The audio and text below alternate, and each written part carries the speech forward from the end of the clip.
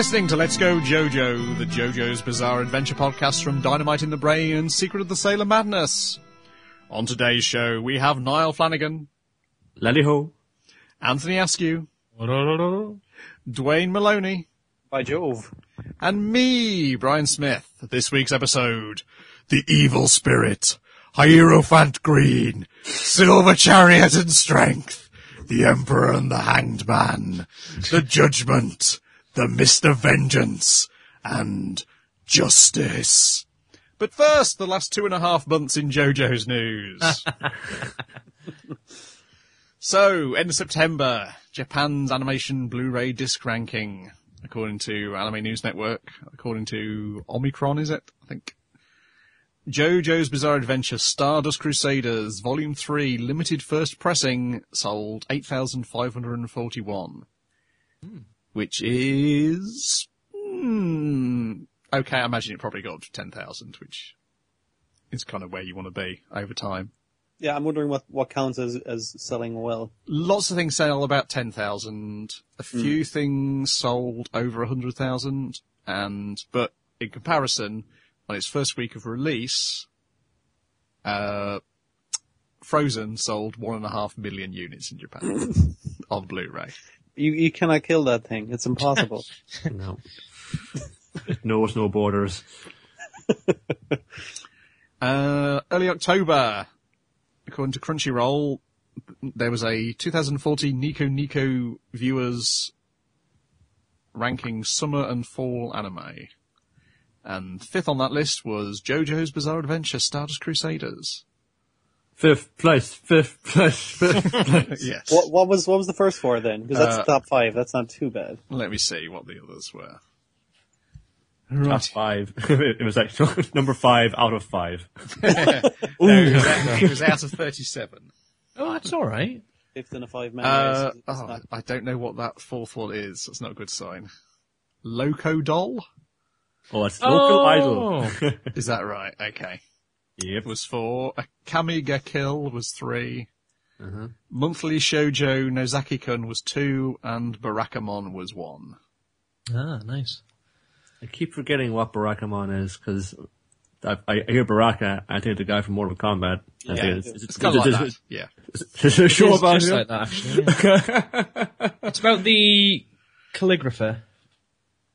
Yeah. A calligrapher has a hissy fit. He's sent away to an island to get over himself. And then learns about it from the simple rural folk, how to be a nicer person. Oh, that's it, yeah. That sounds pretty good. Does he have stands? No. He does not. What? Is he the Baraka from Mortal Kombat? He's just calligraphy with the blaze in his arms, just, scratch away the parchment. I would hope so. Okay. October the 12th. This is from Anime News Network. There was the New Type Awards, and JoJo scored twice. It came in 5th. Again? No, yeah, 5th in Best Male Character was Jotaro Kujo. Fuck's sake. 5th. Do you want to know who came above him? I think. Who? Actually, I don't. Yeah. Okay. What, he's like, the 5th best guy on the show? Well, actually, there's probably better guys on the show. Well, no, he was the only one who came in the top 10. So there was a tie for 3rd place was Gunzo Chihaya from Arpeggio of Blue Steel and Rin from Free Eternal Summer. What is this list? Number 2 was Producer from the Idolmaster movie. The producer. This is a joke list. And number 1 was Kirito from Sword Art Online 2. Oh, for fuck's sake. Even I.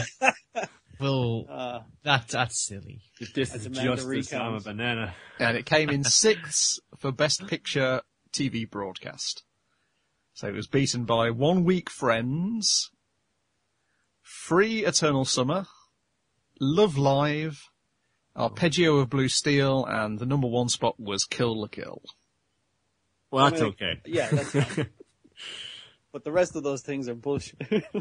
How is this Arpeggio of Blue Steel thing ranking so highly? That thing is a piece of shit. Who votes? Who votes? That's what I want to know. I guess New Type readers. Well, Suspect. their opinion doesn't count. But they're still reading New Type, for fuck's sake. What the hell are you thinking? I was going to say, maybe it was just heavily publicised in New Type. Righty-ho. 25th of October, Shokotan breaks bone making JoJo's Bizarre Adventure pose, but continues tour, says Anime News Network. Yeah. You gotta be careful of that shit, man. Oh, one, pretty good, pretty tough, man. I'll do this pose, no matter what harm may inflict upon my body. I'm gonna keep on going. That's how she rolls. I think she has now completed the tour. Now rehabilitating. Months of rehabilitation in the Months of clinic. Vogue practicing, yeah. What bone did she break? Her coccyx. That is a bad one to break. It sounds like a hilarious one, but yeah, it's not particularly I have had bruised coccyx before, and you can't sit down. Oh, it's awful. It's awful. I feel for it. What pose was she trying to do? Like, just drop to the floor? Was it one of the super leaning back ones? It must have been. Yeah. Apparently recreating Narancia Gierga's pose. That's from like further on when it got very, very voguey. Because put a lot more stuff from the fashion mags, including the names. So this was probably one of the more complicated See, that ones. doesn't look like, unless she fell. Oh, this pose is You know. balancing on your coccyx. From what I can see in the picture. Well, that She's would made do of it, yeah. glass. The most Like how- frequent picture of this character is him balancing on his backside. Or her, maybe. I don't know what gender I of the think it's a character is. her. How do you spell that name? If you just Narancia, Narancia. and and Giga is GH.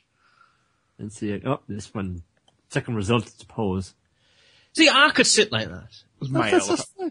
As long as I didn't fall like that, I'd be fine. How did she... I don't want to know, actually. I think it's a fairly mundane pose that she could have tried. We're all doing it now. Yeah. You're not here by the tone of my voice. I'm doing this. Yeah, I have no idea if that's a man or a woman. That is impossible It's to a tell. man, according to the wiki. I do not believe that. Well, believe it. That is an yeah, no, I can see how that's awkward. And then we had Masato Fukuen join the JoJo's Bizarre Adventure anime as Iggy. She was announced as the voice of Iggy. Don't look at that news item, Anthony, unless you're spoiled. Why? Oh, God. I'm still baffled that do you genuinely like not know, even at this stage, who his character might be? On the off chance that he doesn't, I'm willing to like try and keep him unspoiled. The only person I can think it would be, and I don't know whether I'm going to sound silly, is it Jotaro's mother? Turning up? Like, cause she's in theory... Well, you'll have to wait till January to find out. I'm sure I could I'm on a Wikipedia page now, and if I Oh, scroll so down... Don't scroll down.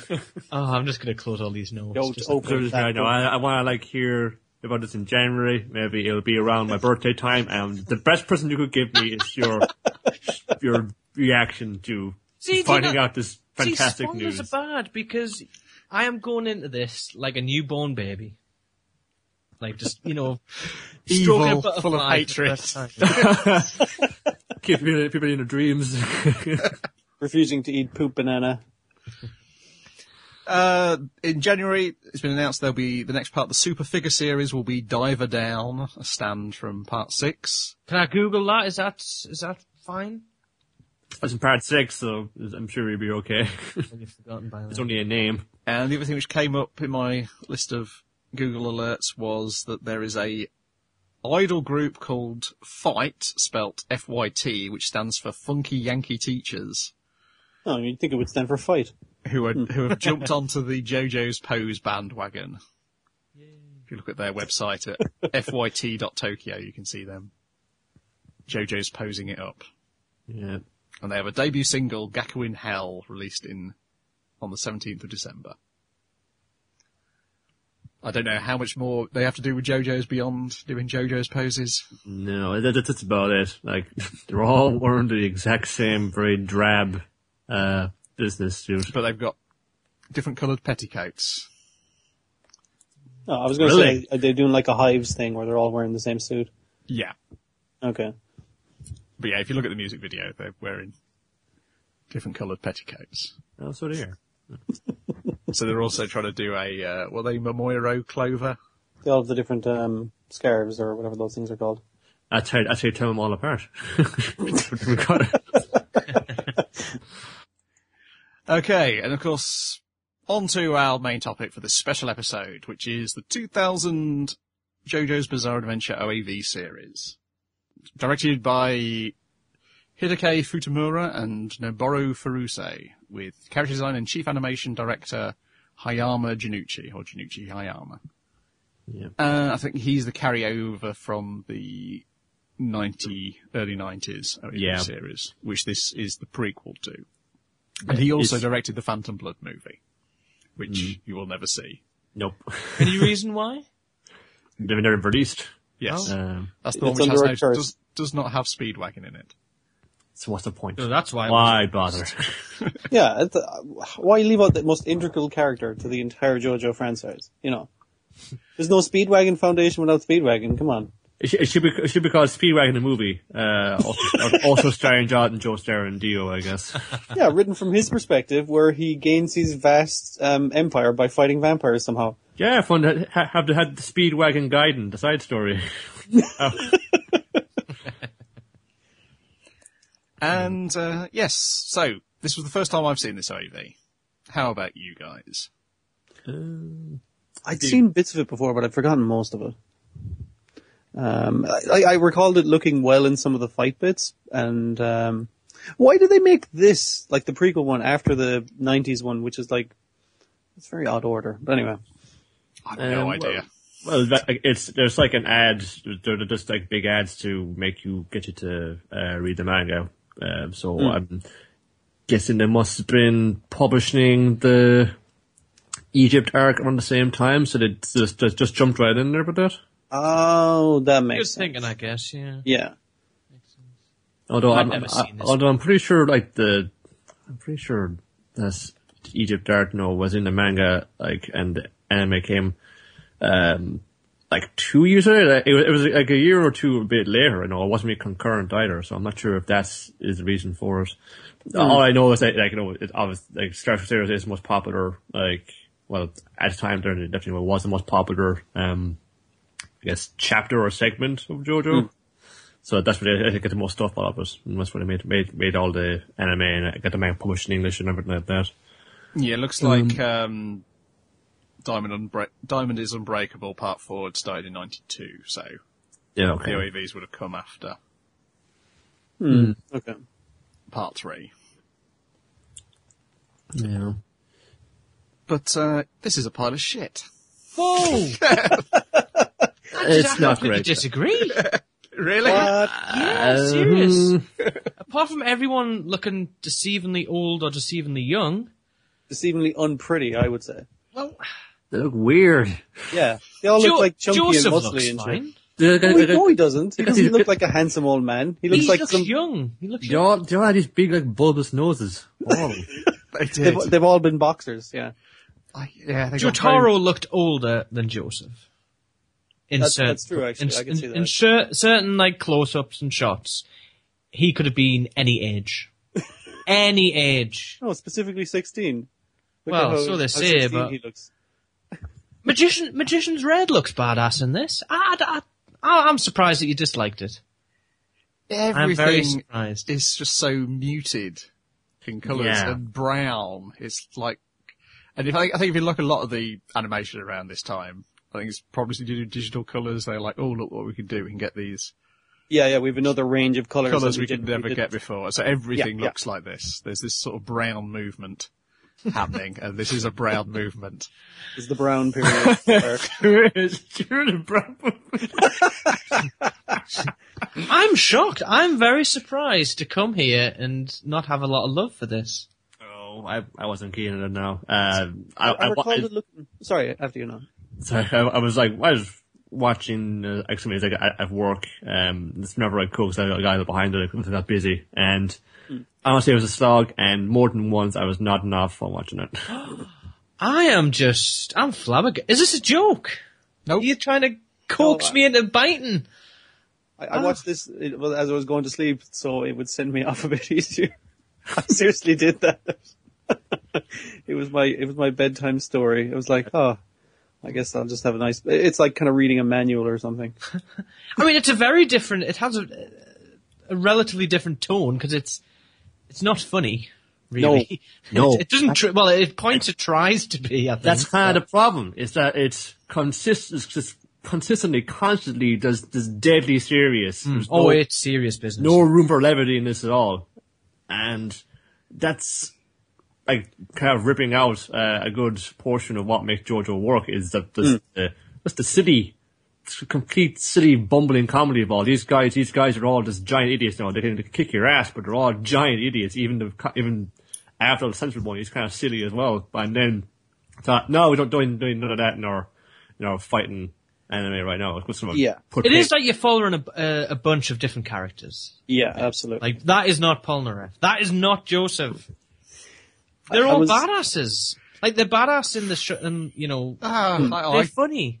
They're funny badasses. Yeah, they're not badasses in this. Oh, I don't know. You see Hermit Purple in action. See, that's one of the things I remember this looking good. I was like, he gets a lot more use out of Hermit Purple, but he actually kind of doesn't. He doesn't get one fight in this whole thing. He just gets to swing around on it like Spider-Man. Yeah, which looks fucking class. I wish he'd kind of do that more in Stardust Crusaders. But I'll take fights over like swinging around looking pretty cool. I was reading a thing where someone was complaining about Joseph from Stardust Crusaders because his powers are terrible, and I was like, yeah, that's why he's great. You're missing the point. His powers are awful, and yet he's getting a bit of mileage out of them. That's JoJo's. Sometimes your powers are terrible, and you just have to deal with it. He's got to rely on his wits. Exactly. He's a wily old coot. And kind of missing the point that, Joseph is kind of awful, and the fact that all the characters are morons. That's the point. They're all stupid in their own way. Well, except maybe Avdol. He's probably the only competent person among them. Yeah. And he got himself shot in the head. Yeah, saving said aforementioned idiots from getting saving killed the biggest themselves. idiot in the group. But all these guys, like, they're just so po-faced. They're just so serious about everything. It's like, yeah, okay, we're going to fight vampires in Egypt, but there's no reason to take it so seriously, guys. Come on. Yeah, and Joe Tara doesn't seem enough of a hooligan in this either. He's smiling all the time. It's really annoying. All the time. Yeah, between that and Joseph not being Abe Simpson enough. And Joseph's blonde hair. That's just not right. What was going on? He's got to be dying there now. Yeah, he's trying to act younger than he is. Actually, did you listen to the dub or the sub? A bit of both. Yeah, I had to just switch between. I can only really get the dub, so I thought, well, I'm over it. It probably isn't going to get any better with the sub, so I'm just going to stick with it. Well, the advantage with the sub is you do get Norio Wakamoto as Whole Horse. Oh, he was in this one. Okay, I thought was. Wait, does he even appear in the older one? I'm not sure. I don't know. But he's definitely in this, because having watched Ninja Nonsense recently, I kept on expecting Whole Horse to say Garbura. It's funny, the dub starts really bad, and it somewhat is plausible by the end, but early on, the dialogue is so disjointed. It's like they recorded snippets and thought, we might have to put that bit there. Actually, no, put it there instead. It's so no. It sounds like the standard thing of like, they just got guys in off the street. Your man who's Joseph is awful. Well, I thought it was Crispin Freeman. Really? Seriously, and I've not looked it up to see who he was yet, but I'm frightened of a spoiler, of course. It's a guy whose only credit on Anime News Network is Joseph Joestar. Okay, that's a bad sign. Yep.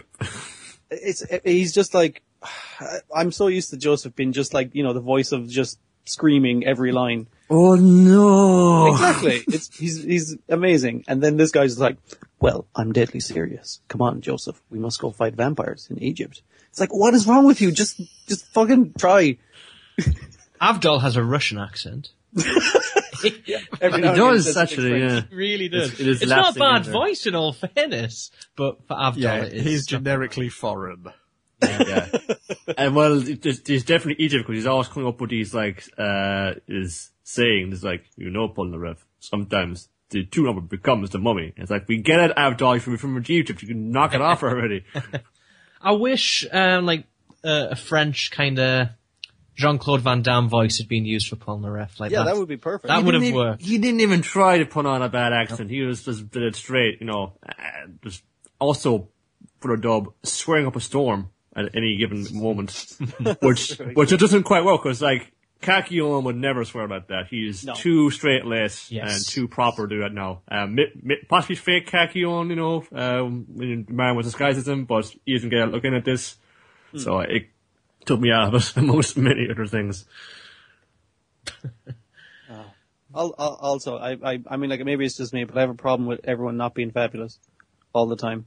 Hey, they did go to a restaurant called Gaylord, which I'll give them that. I'll give them the Gaylord thing, but everyone isn't like super pretty, all pouty, and voguing constantly. That's very important. But I can see the criticism, but I enjoyed it. It was an interesting take on how they meet Polnareff and all that kind of stuff. It manages to work in the 7 episodes. Yeah, they missed some good stuff out, admittedly, but see, I remembered it a lot more fondly because they were combining those episodes. Like I thought actually putting them meeting Polnareff on strength. Yeah, I guess. I don't know why he would be there.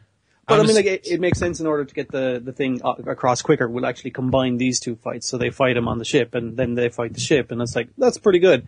But it still took 1 episode for Kakyoin and 1 episode to set up the thing where JoJo's in jail.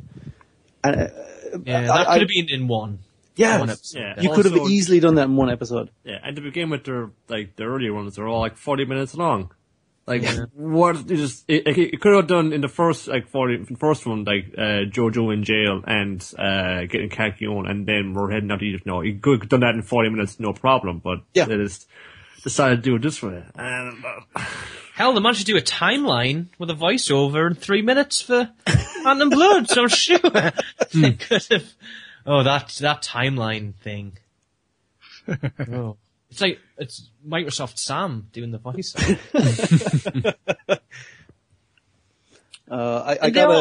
Sorry, go on. No, sorry. I just got a rip that was because I wanted to see what their thing was for it's basically like they have the storyboards for Phantom Blood. And just the dude talking over it, telling you what happened, and it goes into so much detail. It's like no one is going to watch all of this. It's really boring. Just read the manga, as they say in Cromarty. Why did they do story? So I don't really know the history of why. Like, why didn't they just start? I understand the logic to get people into the manga and stuff, but they should have just started Phantom Blood. The storyboards are clearly there. But this was the hit, so I don't even think it's the best. From what I've seen so far of this, I don't even think it's. I preferred Battle Tendency. No, Battle Tendency was probably my favorite too. What we've seen so far in terms of the series as well, obviously. I'm preferring Battle Tendency. But that's for a different episode. That's not for now. So, what do we think about Sexy Enya Gale? No. Forget that. Big problem. F that. See, the thing I was thinking, right, because I guess we're coming in with the foreknowledge that, she's crazy Enya, but are we supposed to think that Sexy Enya and that old lady are 2 different people? Because we're never informed at any point that old lady is the Sexy Enya we've been seeing cavorting around with Dio and stuff. I don't even know. Is that supposed to be a twist? Yeah. Well, I think it's a dead giveaway when they're pointing out at great length. I think it felt like over 5 minutes that her left hand is bandaged. Why burned it on the stove? Were we supposed to think that was like a red herring? Is what I'm saying. Oh yeah. It's like, well, we've seen Enya and Enya's sexy. That can't be Enya. I don't know. I have no idea. I have no idea who this is for either at this point. Yeah. Yeah. But what stopped was the last 2 videos I found in Tank, and they better put a Sexy Enya in there because no one's going to buy it. No one's going to buy an old Enya. You think you've seen JoJo's Bizarre Adventure before, but now we've added Sexy Enya. This ain't your daddy's JoJo Bizarre Adventure. Oh, jeez, yeah. What about whenever the hanged man appeared in any reflection, he did let my spooky Halloween laugh. Every time he showed up. Laughs for Jay Guile. Whenever he bounced to another reflection. That was actually a pretty good addition, I gotta say. Yeah. No, that's one of the things that I did like. Oh, so you did like that. Because it's kind of cheesy and I love it. and just Hall Horse was being very proper, big bro, go kill those guys. Isn't that right, Mr. Jay Guile? Always Mr. Well, he always knew he was second to him, so, he's just being polite. I suppose, he's a superior officer in the Dio gang. It's not Hall Horse's Bizarre Adventure, I know. We do get to see Jotaro smoke a cigarette without censorship. That's true. Which is a very good feature. Using the Captain Tennille gambit to find them out. Cheeky. Justice looks pretty awesome in this, though. I like the idea. I think they must huge. have saved a bit of the budget for the Justice episode. Yeah. Yeah.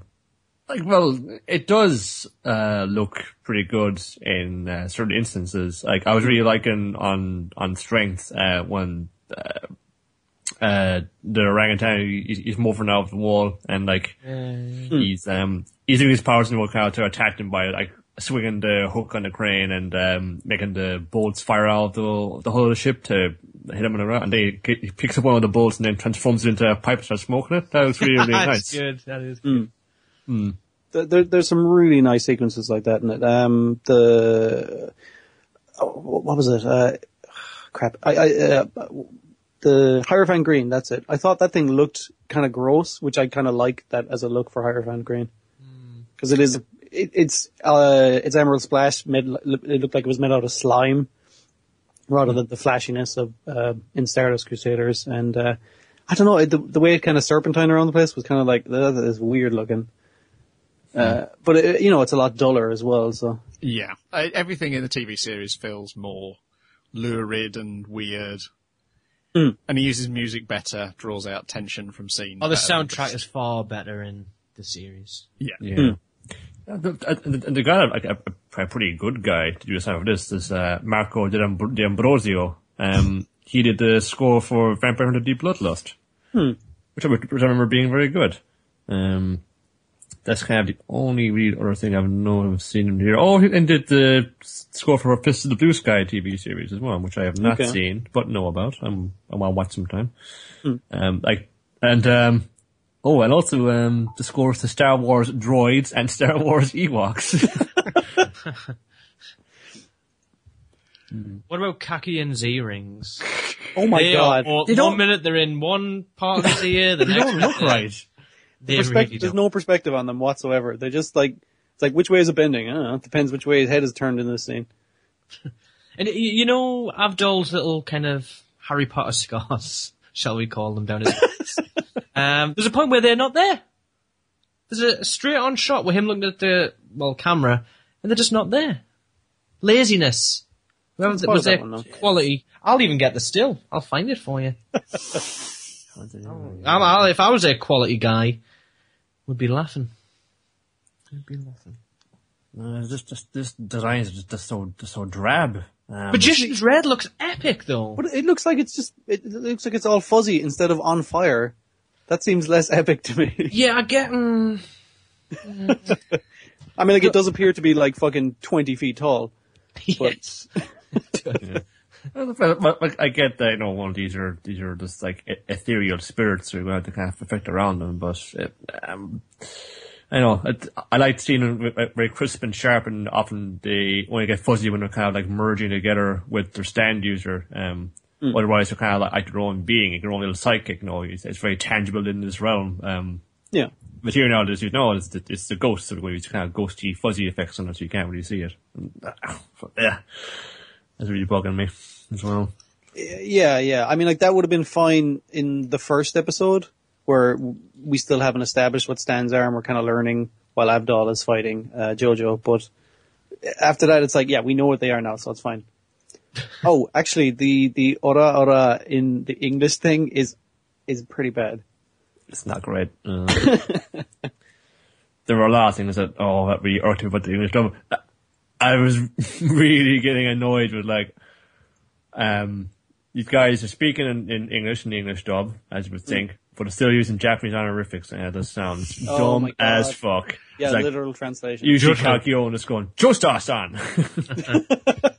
What will we do? I'll get the car. Joestar-san. Or Avdol-san. What do we do now? Shut up. You pick one or the other. I both appreciated and kind of found it cringing anytime Joseph tried to use any English phrases. I think he used, he either said bloody or bloody hell, and at one point he goes, by Jove. And I was just like, it really doesn't work with that voice, but at least they tried. I didn't even get, like, guy to put on a bad accent, you know, and that would have made it, like, a bit more entertaining. Yeah, absolutely. But this thing is not about having fun, so. No, it's got this really sweary dude who's going, fuck, shit, fucking, India, what a little hellhole is this, fucking shit. He's really swearing up a lot. I thoroughly enjoyed it.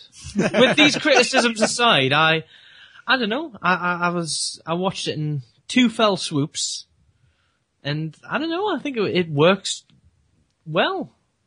Like the bits that miss, the bits that choose to use, how quick they go over some things. I think they managed to do I don't know why they chose to do it that way, but I think it kind of works. Mm. There is a little bit of the, to go through a lot of things, you know, in a different order. So they have Abdal getting killed, seemingly, and then he miraculously is there again in the last part of it. And it's like, in the very next episode. This is like all a big ruse, like, and it's like a bit of the emotional punch, you know, while Polnareff, you know, like feeling guilty about, you know, getting his friend killed, and then, you know, the kind of the release and the kind of the closure and of having, you know, his better life, and it's okay again, and then there's no, like, he kind of appears back again in the middle of the fight against justice. It's like, oh yeah, I'm back now. Also, we're still fighting justice, so we kind of just. I didn't die, it was all planned, just get over it, we'll be okay. Yeah, it took that punch out of it. I know it wasn't the very next episode, but it was like the next guy they're fighting. It's like, and Abdal's back. It's like, he was gone? You could have forgotten easily enough. There was nothing kind of to it. It was such a triumphant kind of return, the way they did it in Stardust Crusaders. But yeah, when you're doing it at that speed, it doesn't really work, which is unfortunate. Yeah. And also, one wasn't nearly sassy enough. No, he came back crazy. That's the important part. Wasn't going out like, oh no. Oh no, you didn't. Yeah, I was at a couple of episodes in, I was not impressed. I thought, let's look up who directed this. And then I saw the name Hideaki Futamura. So I looked at what he did and I was like, oh, not again. What happened? Well, he was the director of Halo Legends Origins 1 and 2. Oh, no. And also director of Limit Cycle from GDS Party. Your favourite. Yeah, my favourite. I was like, that explains so much. It's easy to get excited, like, looking at the credits on the A&N page. You're like, oh god, Sushi Khan here, put the cool guys in there. And then you see, wait, episode 5, 6. Well, I am watching episode 5 and 6 now, and then realize that the episode listing is in, like, it's the broadcast order, not the chronological order. Right. And then you get this instead. What about Hull Horse on a motorbike? Instead of an elephant, I know. Yeah, what the hell? That would be better. Too silly. That's the kind of my thing of it. It's just like Hull Horse, the guy who's specifically like a cowboy with a gun, and we brought him in on an elephant because we're JoJo's Bizarre Adventure and we don't give a fuck. And it's like, we'll just put him on a motorbike. It's like, I get that's cool, you guys, but it's not half as cool as coming in on an elephant. According to IMDb, Hull Horse, the dub voice for Hull Horse is the guy who plays Mojo Jojo. Yeah. According to IMDb, it may just be somebody who has the same name as him and has accidentally got his name put on. They're both voice actors. Might happen. I'm thinking of Hull Horse with Mojo Jojo's voice now. That would be pretty cool. Whereas the guy playing Joseph Joestar apparently played an ambulance driver twice on Prisoner Cell Block H. So that's kind of why I'm taking it with a pinch of salt, what IMDb is saying. But that it may not have got exactly the right Roger Jackson or the right Michael Bennett. It's breakout role.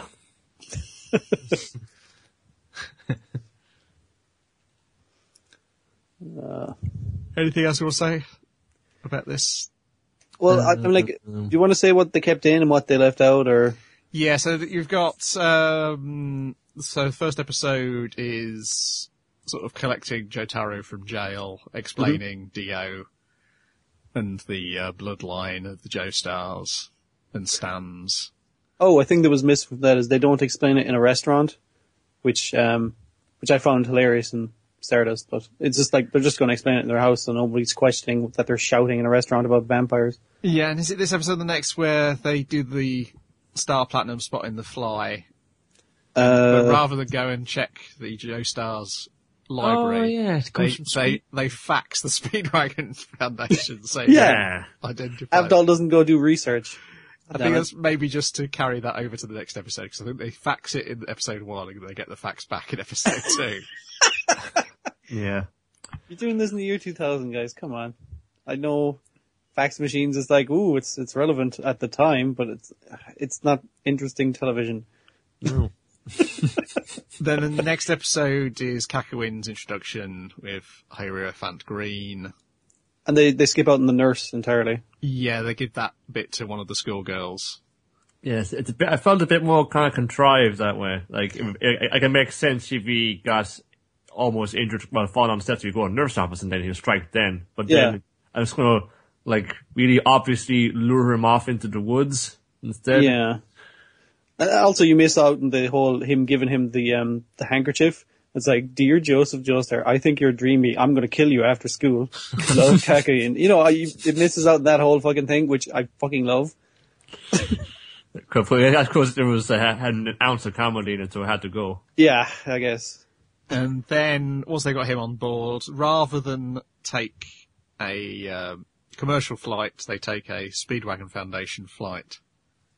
But it's been sabotaged, and they just land quietly in the sea. In the sea. Yeah. So they skip Tower Grey entirely. And the pilot is sort of a replacement for Polnareff in certain scenes. Yeah. When they get on board Strength's ship. And both Strength is there and also Polnareff. Yeah, he's a replacement for that, and for the ship guys from the guys who survived Deep Blue Moon. Yeah. And also the guys who were supposed to get murdered horribly. And also the little orphan girl. That's right. Yeah. But the kind of problem is with this, the plane being sabotaged is that they weren't attacked by a stand user on a commercial flight, so they've no real reason to not just get up another plane again. I think they presumed Dio has sabotaged the flight, but yeah, they've no reason not to get another plane. Yeah, I'd just be more careful next time, and just fly all the way there. No, it would only be like endangering themselves and I guess the Speedwagon Foundation pilots, who knew the risks when you put on the uniform, And yeah, the fight between Polnareff and Abdul kind of plays out the same way. Except the background isn't as interesting, because you just fight it on a ship. It's fighting on a ship. Yeah, that's true. And Polnareff seems a lot more evil. I was like, did he have the flesh boat in this one? I figured he would. But no, he didn't. He was just... And then there's an attempt at comedy at the end of this episode when on board the life raft with Polnareff's and character change. Suddenly he's interested in women, but that never comes up again. Yeah. Well, I guess with when Enya. He's hitting on sexy Enya. Yeah, later on. Actually, you're right. He didn't have a flesh bone in his head, did he? He was just as a matter of course. Well, it was like, hey, I'm Dio. I'll tell you where the murder of your sister is. Yeah, it's the same motive as the Stardust Crusaders. Yeah, but it makes more sense in that because it does. Yeah, he's stupid, and they went, wait, we can just beat up Dio and ask him. I was like, oh yeah, I didn't think of that. Whereas this guy is apparently teamed up with an orangutan. I guess he's kind of stupid then. Why would he be locked in a cage if... I don't know. Yeah, it's like, why would Forever the orangutan, why would you get into such kind of short shrift? This is what I think happened, is that the orangutan was so annoyed hanging out with Polnareff, he locked himself in the cage. That seems plausible. I could understand that, yeah. Okay. It's not keeping me in here, it's keeping you out. Yeah. He's tapping on the lock. Don't open this. This no. Yeah, Keep don't it open down. this. There's a crazy Frenchman on board. He sounds Russian. Yeah, it didn't show him the fact that he was reading pornography either, because that would be fun. Or at least very No weird. fun allowed. Yeah. It's a bizarre adventure. Things are supposed to be weird. Yeah. He almost seems like like an afterthought at the end because he just kind of morphs out of one in his captain suit. It's like, oh yeah, That's right, I was here. We've got you. We're here. We've got this whole ship as a stand, and he gets finished off in like less than a minute. Then Yeah. The bit where he turns the rivet into his pipe is well animated. it's That's really pretty big. sweet. Yeah. Yeah. Then you get a couple of episodes dealing with Whole Horse and Jay Guile. That's the one good thing is even in the dub they've got their music reference names. Yes. Yeah. So he is Jay Guile in this. And that kind of plays out relatively faithfully, doesn't it? Apart from no elephants and... a lot less kind of energy. It just feels like it's really hard to get through. I guess there's another like 7 minutes of material to fill there. Although there isn't really because they got like the real long credits and real long opening bit where there's just it's recounting the end of Fat and Blood over and over again. No, it's about you're right. It's about the same length as the TV episode. There's no excuse for how lethargic it feels to watch. Oh. Yeah. Also, missing out. I mean, the Jay Guile and Hall Horse thing playing out is pretty faithful, but I really miss the Pig toilet. Well, I really miss the pig definitely. toilet for sure. Yeah, because you have the line later with Polnareff. It's like, this keeps happening to me in toilets. It's like, no, it didn't. You didn't even find a pig toilet this time around. But no, I miss the what is it? The Empress. That cancerous stand. Because that was one of my favorite episodes. I don't like that stand much. I love it. It's terrible. I was relieved when that wasn't in. I was relieved. That's one of my plus points. Then Joseph doesn't get a fight. A fight where he has to figure out how to fight a thing on his own arm.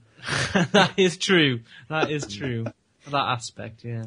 See, it's not a great stand, but it's such a weird situation to have to figure out how do I fight a thing growing on my arm. That's JoJo's for me, where it's like this is a fight where you can't straight up punch it. You got to do something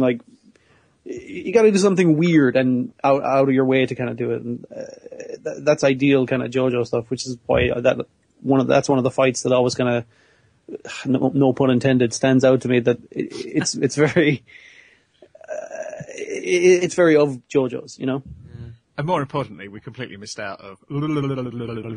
Yes. Oh yeah. Oh yeah. That would be far too much fun. Satkakian was going crazy. Also, no any guy going crazy and beating a cat up. Yeah, beating a cat up for no good reason. And then- Get out of here, cat! My son's dead. And the last two episodes are sexy Enya Gale having revenge on Whole Horse and Polnareff for the death of her son. I still think that they did, again, a pretty good job of the Night of the Living Dead kind of thing going on. But introducing the other elements, though, makes it more confusing than it actually was in the actual comic and the subsequent later adaptation. Mm. And there was no comedy of errors where Polnareff was saying the exact wrong thing to unknowingly to this old woman who's an enemy. Oh. Yeah, that's because it's never revealed that she's Enya. The old woman is Enya. Yeah. So we don't get to see her seething inside where she has to pretend to like Polnareff. That bit is so great. Again, that would have been funny, so it had to go. Yeah, exactly. So just imagine what that Phantom Blood movie's like.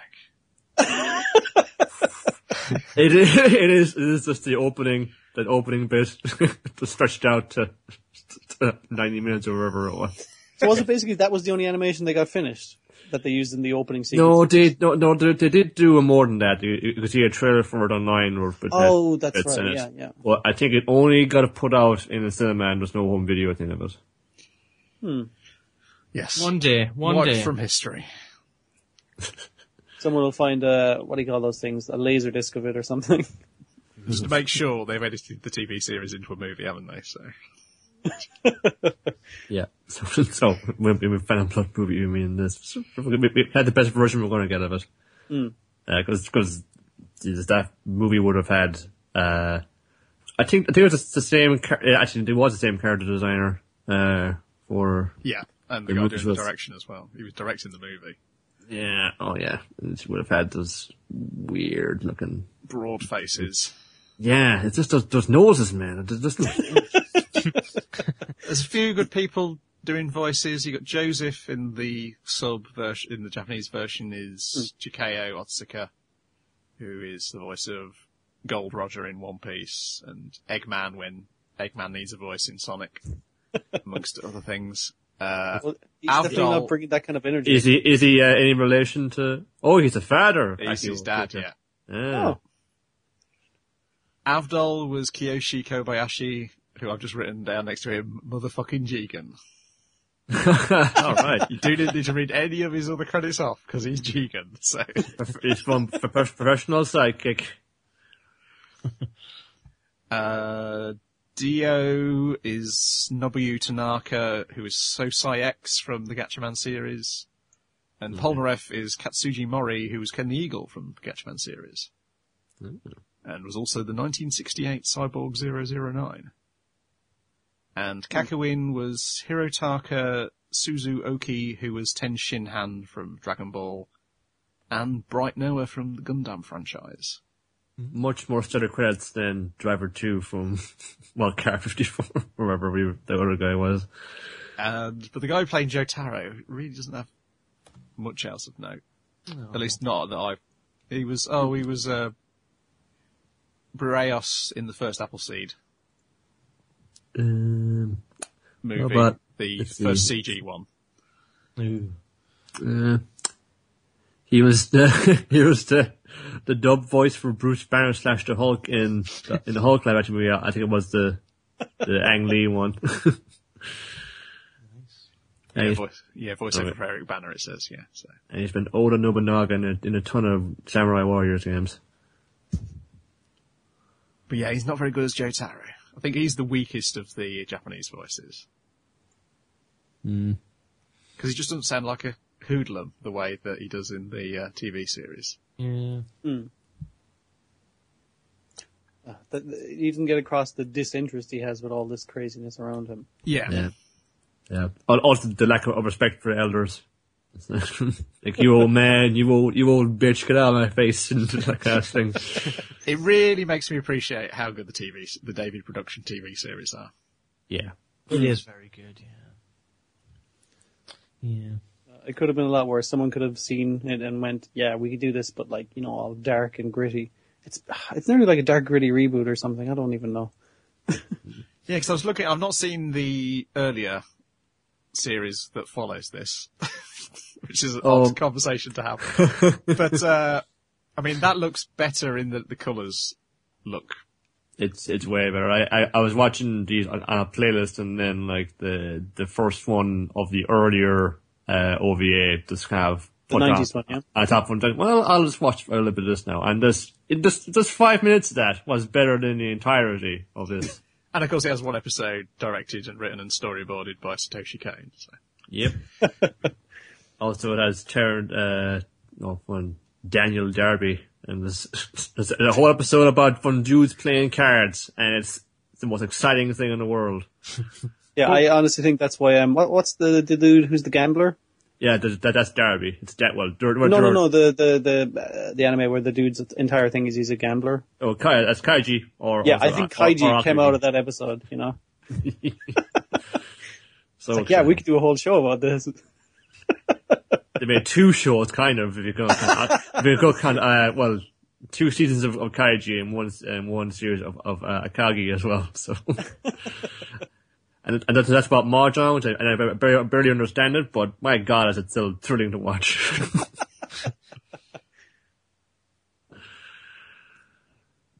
So we'll do that eventually once the TV series is finished. That'll probably be our last episode until they announce a 4th season.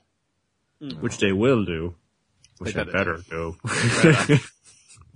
It's not doing number 1, which is a goddamn crime. The only problem is, I think, for part 4 is haven't David since been bought out by a different TV station to the one which JoJo's airs on.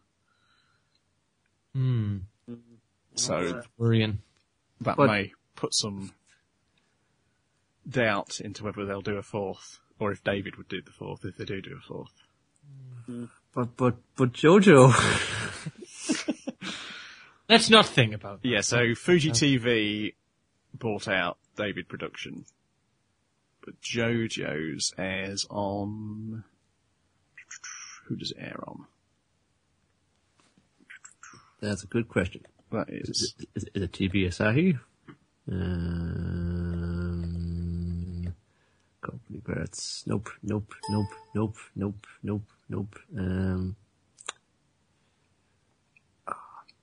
Forgetting stuff. I've no idea. Writing it on the back of a postcard. Win a prize. You get to come on the podcast and tell us this fact.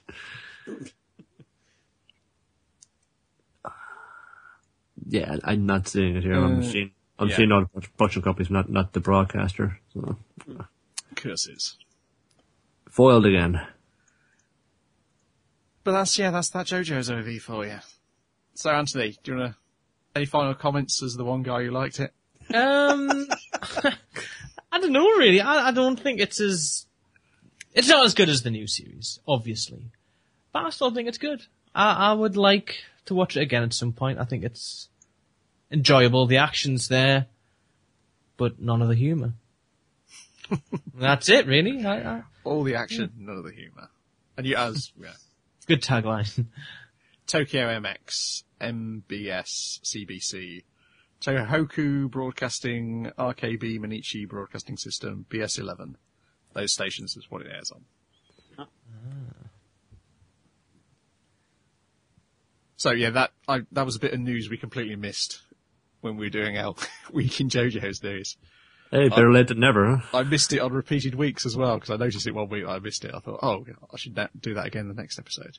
But surely, when that affects the broadcast in January of what channel that goes on. Well, I don't know what contracts have already been written, but that just made me wonder whether they're going to start using them for Fuji TV the way NTV uses Tatsunoko and Madhouse. And I think there seems to be like a good bit of demand, a good bit of momentum, and whoever does get put in charge of making a further release, I think they'd be remiss to not just keep the thing going. I imagine people are going clamoring for a part 4 and part 5 because they're also popular in their own. I think they can become maybe like more popular amongst people over the years there. Yeah, but they keep on saying no decision has been made, though, don't they? It was not. We're just never going to see anything beyond part 3 get animated or whatever. There's always something that has to occur. Just give it another 10 years and they'll redo part 3 again. It's a cursed Dio, I tell you. Yep. Damn that fucking Dio. Okie dokie, that is JoJo's Bizarre Adventure. Let's go, JoJo. Woo! We'll be back in January. I feel that a long time away, but it ain't. It is not, no. It really is not. It really is only 6 weeks or so.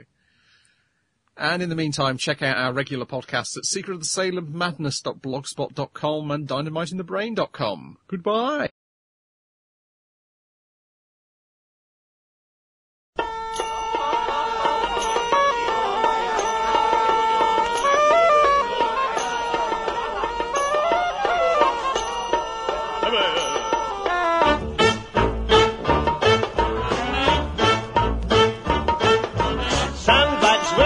Camels with the hump, fat girls, thin girls, some a little plump.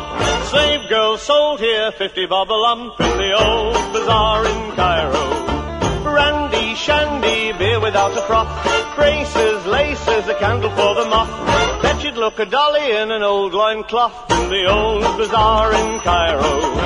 You can buy most anything, thimbles, fat cows, a little bit of string. You can purchase anything you wish, a clock, a dish, and something for your Auntie Fanny. Harem, scarum, what do you think of that? Benny, striptease, dancing on the mat. Oompa, oompa. That's enough of that in the old bazaar in Cairo.